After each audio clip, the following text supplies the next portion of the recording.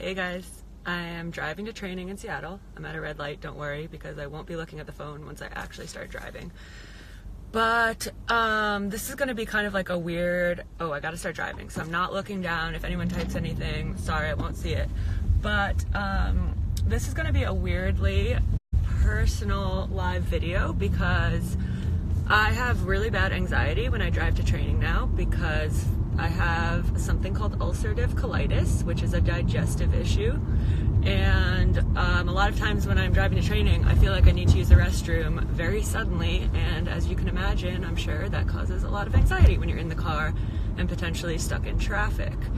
And no offense to anyone from Seattle, but Seattle drivers happen to be some of the worst I've ever experienced. So traffic on the way to training is pretty much a sure bet. I'm actually just getting on the highway now and I'm seeing the traffic, which is giving me anxiety. So anyway, I am using you guys as a distraction on my drive to training because I've tried so many things to lessen my anxiety having to do with potentially needing to use the bathroom, and I realized the best thing is to distract myself. So usually that means I FaceTime my family or someone, but during the day regular people have real jobs and sometimes they can't talk to me, which is very annoying. So yeah, I'm going to tell you guys a little bit about what's going on with me right now, and hopefully that'll get me to training in a distracted state so I don't feel so stressed about this traffic right now. Now basically, something I've thought about a lot that I'm sorry, I'm just merging onto the highway, so if I seem a little distracted, that's why. But distraction is good. That's what I'm going for here. I've thought a lot about the fact that ulcerative colitis, which I have, and a lot of other illnesses, especially like mental illnesses or conditions, like the fact that I have anxiety to get to training because of my physical illness. A lot of issues that people deal with are kind of like invisible issues, quote unquote. And the doctor actually explained it to me really well because we were talking about the fact that it's hard for people to understand why I'm not training and why I'm sitting on the side or why I can't travel to a game because I look fine. Besides the fact, don't judge me. I probably don't look fine right now because I just woke up a little bit ago.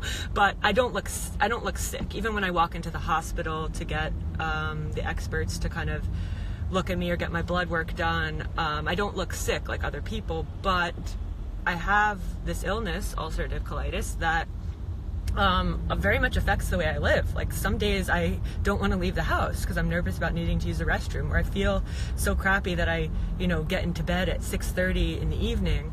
And it's hard for people, like I said, to understand sometimes when they can't see the problem. So what my doctor had said to me was, it's interesting because like essentially what was at that time going on in my intestines and in my colon would look like 3rd or 4th degree burns on the skin. So, if someone has a burn wound, you look at it, it's bloody, oozing, nasty, and someone would say like, ow, that looks like it hurts.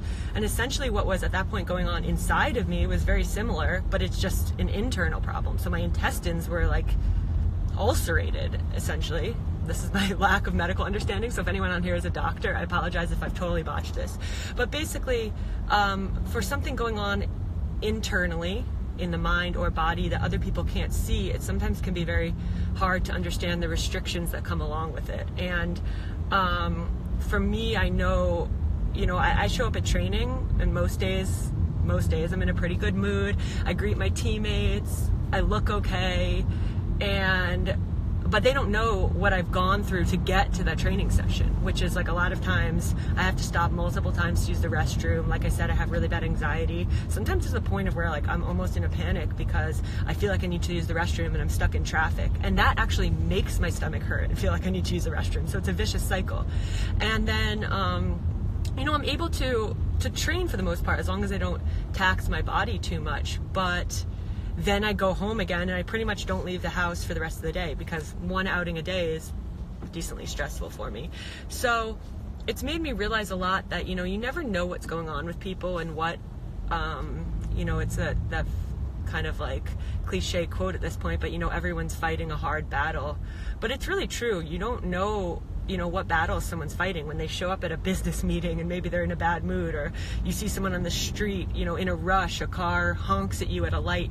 You don't know what someone's going through that's causing them to be like that, or even someone who looks totally happy. And it's easy to look at social media or see someone on the street and envy them and think, oh, they seem great, their life is awesome. But you don't know what somebody's going through. So this has really brought my awareness to that in a lot of ways.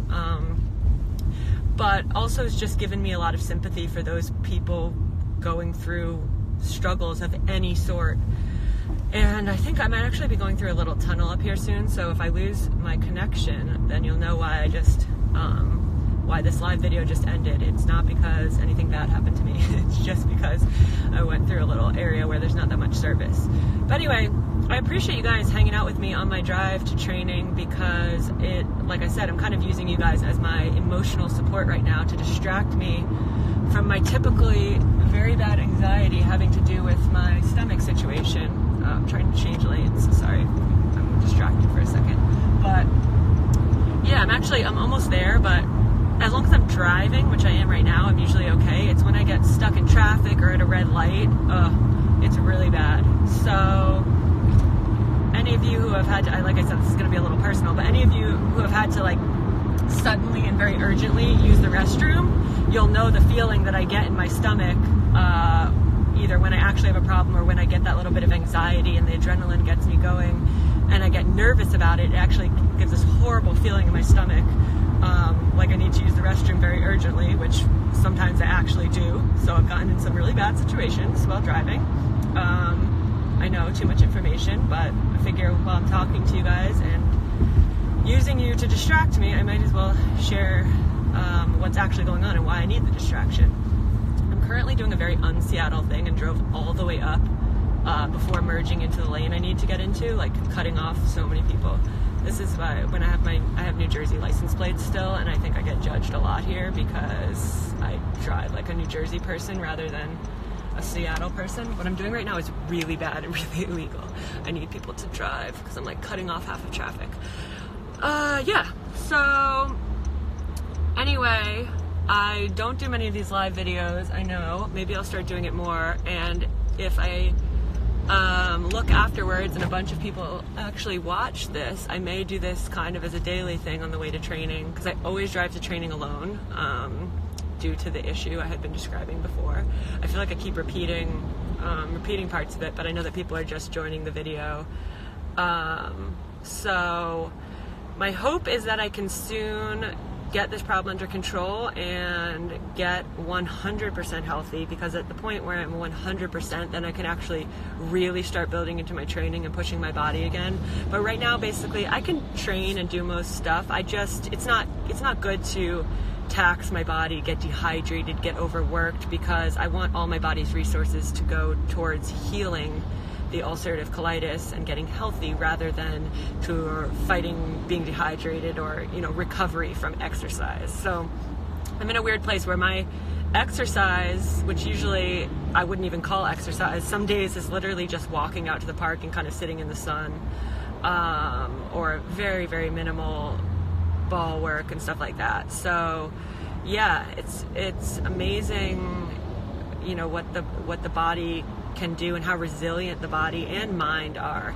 I think that's another thing I've realized through this all, is that the body and mind are incredibly resilient. And even I know what I've been through in the past year and a half has been pretty terrible at times, but it's nothing compared to what some people go through and rebound and go back to living their lives in ways that that bring joy and happiness, and doing physical things, going for hikes, all those things that you think, some people maybe take for granted. I know I took for granted for a long time, the idea that I could just go out and do what I wanted physically, or even just go out of the house and do whatever I wanted. There have been times through my sickness where I think a lot before I leave the house for an outing, because it's super stressful to be out of my comfort zone in the house. So like I said, I've gained so much sympathy for people struggling with anything, but especially those issues that maybe aren't visible and don't elicit automatic sympathy because people can see you have a problem. It can be lonely and difficult to struggle in an invisible way and potentially be on your own. But I feel very lucky. I have, a wonderful support system, but still, sometimes the struggle is real, as they say. Okay, well, I am about to go through an actual tunnel, and then I will be at training, like I said, here in Seattle. I'm gonna today probably do the 5v2 and warm up with the team, which it's really sad. The warm up is like, it's like my idea of fitness. So that'll be my fitness for the day. And then maybe if I'm lucky and there's a passing pattern, I can do that and like a little bit more of training. But then I kind of, I take myself out of the session after that. Sometimes I even leave the field because it's too tempting to do a little bit more. Anyway, I hope you all have a lovely day. If you're going through a struggle, you're not alone.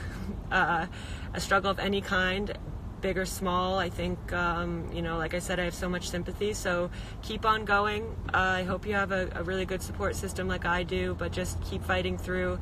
And if you're not going through a struggle, or maybe you feel your struggle isn't as bad as someone else's, help someone going through something. Or just be kind to the people you see during the day, because you don't know what they're going through. So I think we often think, and I think this too, that we have to do some grand gestures to make a difference in the world, and really sometimes it's as simple as just being kind to someone who is rude to you because they need it. Or, smiling at someone, opening a door, buying someone a coffee. You never know what can really change someone's life. So I know it sounds cheesy, but just my thought for the day. And again, thank you for being this distraction and listening to me ramble on about my health issues. I will hopefully do this again sometime. Bye, guys.